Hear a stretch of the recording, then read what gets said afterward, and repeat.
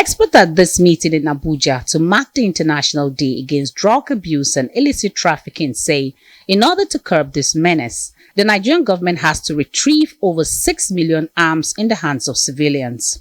As the government is working to find solutions to security challenges, persistent drug abuse is one of the triggers for violence, which is the focus for this event.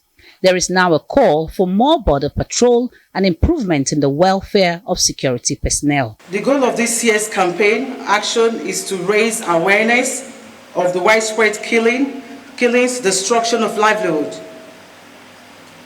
kidnap for ransom, and further threats of violence arising from the proliferation and misuse of small arms and light weapons.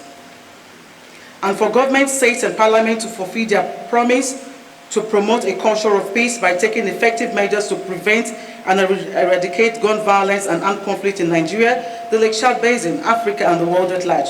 Speakers here say if the government fails to arrest and prosecute armed dealers across the country, the fight against insecurity may not be resolved soon. Is Nigeria a failed state?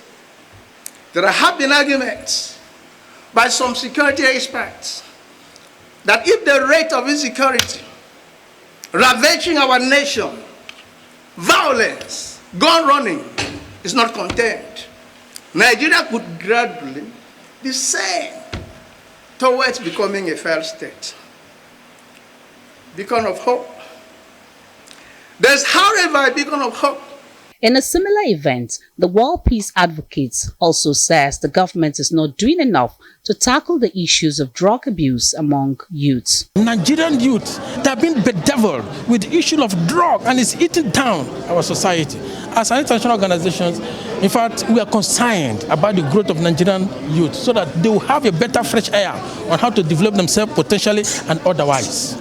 A representative from the drug law enforcement agencies highlights some achievements recorded, but in the fight against drug abuse and illicit trafficking of narcotics. NDLEA, we have tried in a number of ways to do what we could do with the resources available to us.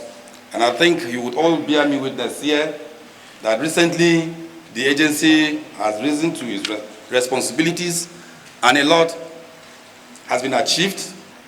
In relation to the parks and gardens in the FCT, first of all, we have certain hindrances in carrying out our jobs, especially with, I don't have much problems with that, but it is still an issue that is affecting us. Experts recommend that the government should engage in peaceful negotiations that will ensure that those in possession of arms surrender them to promote peace. Punaraman Benjamin, Arise News.